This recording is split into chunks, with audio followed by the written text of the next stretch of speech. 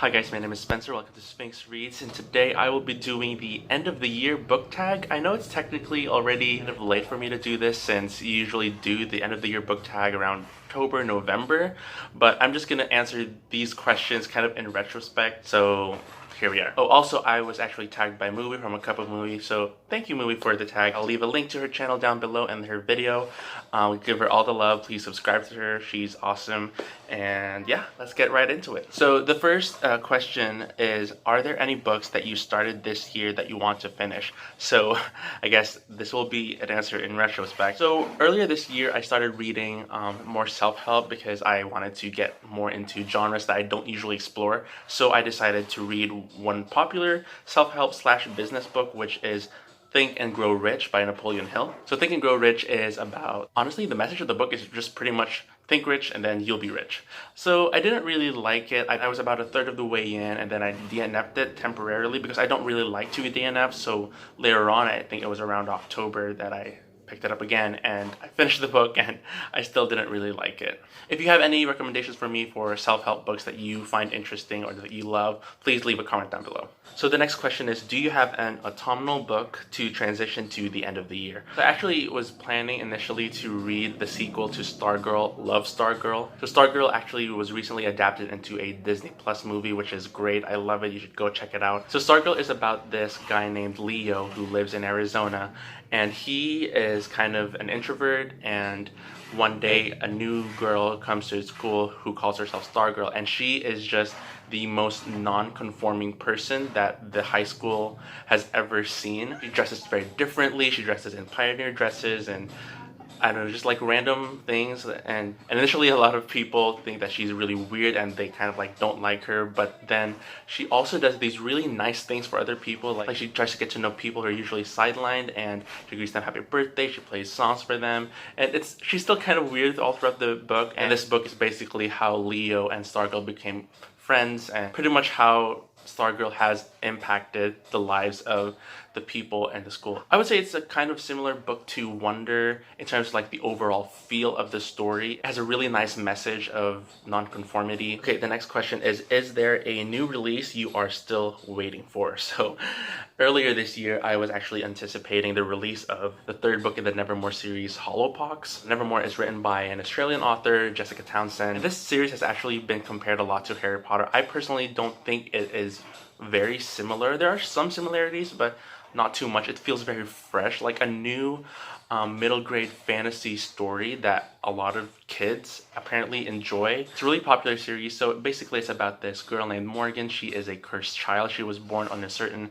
I guess period of time where if you're born in that period of time called Eventide, you are a cursed child. And because she is a cursed child, everyone in her town blames her for every single thing that happens in the town. They would just blame her for like the pettiest things. But then one day there's this big event called Bid Day where basically a bunch of patrons will endorse a certain child to go to a university or a boarding school. And Morgan isn't expecting to be called on Bid Day because it is also the day that she turns 11, I think.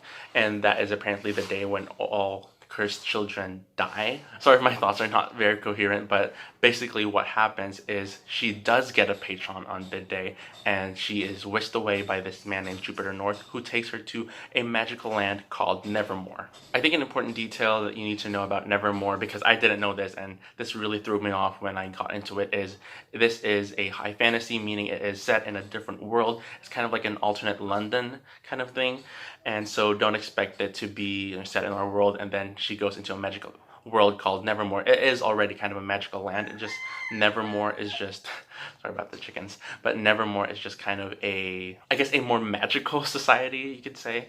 I thought the first book was okay. The second book was really awesome. I loved the friendship of these characters that we follow. The third book, however, it is probably one of my favorite books of 2020, mainly because there are a lot of surprising parallels in Hollowpox to the year 2020. Like the main premise of the third book is there is an infectious disease, and then because of this disease or this virus, like people drag their politics into it and they, you know, discriminate people who catch it, and just a lot of things that are very similar to what's going on in the world right now with like COVID-19 pandemic, which is really surprising because Jessica Townsend obviously wrote this way before 2020, but still it is oh so relevant. So I would definitely go check out the Nevermore series if you haven't yet.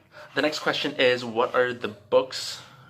Is it books or is it book? Okay, books you want to read before the end of the year. I actually started buddy reading The Art of War by Sun Tzu with a friend of mine. We just one day out of the blue said, you want to buddy read a self-help book? I was like, yeah, sure, let's buddy read a self-help book. And we looked through like all the books that we had, and the only one that we both had a copy of was The Art of War by Sun Tzu. And it wasn't until later on that we realized that it wasn't self-help. It's more like a classic non-fiction philosophy book. We're still gonna read it. I've only read the first chapter so far, and I guess this book is about kind of war strategies and, oh my gosh, like in China, maybe. I think it's China, in like the history of China.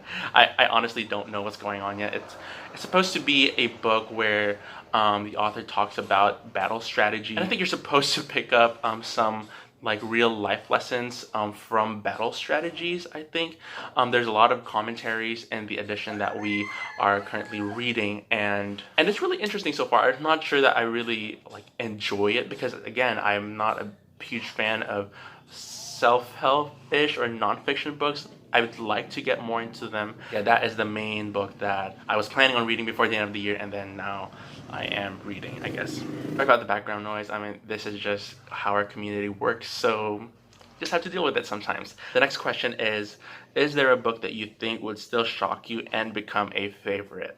So actually, I finished Think and Grow Rich a little while back, and I was just really bummed at how disappointed it was. Not because of the book. I mean, I think a lot of people like it, maybe, but just wasn't for me. That I wanted to read a book that I'm like, okay, this has a lot of hype, and I hope that this will kind of cure me of, the reading slump that I kind of got into. And I picked up The House in the Cerulean Sea because this is one of the most hyped books of 2020, and I was expecting it to just blow me away because it has a lot of good reviews. Like, go on Goodreads and you'll find a bunch of 5-star reviews over there. House in the Cerulean Sea is written by T.J. Klune. It is about a guy named Linus Baker who works at the department in charge of magical youth, where basically magical children are put into these orphanages, and his job is kind of to inspect all of them, make sure they're following protocol and that they're not getting out of hand, sort of. Then he is sent to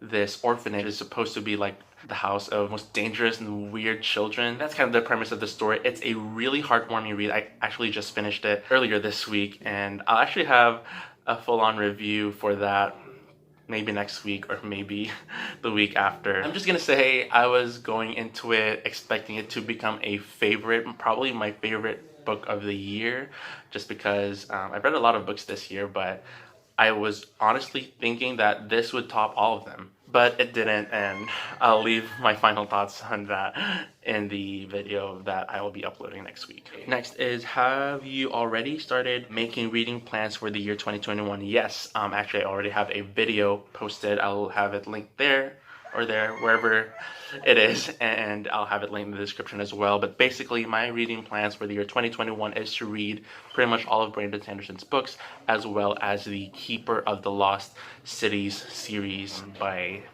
Shannon Messenger.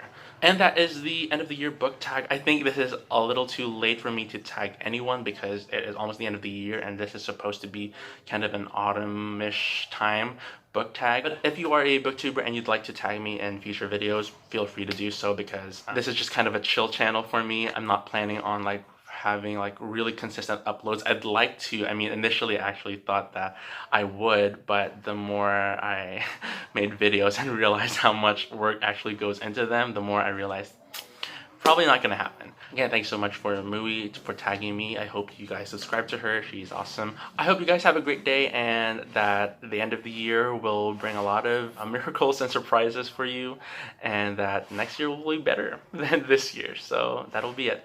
Bye-bye.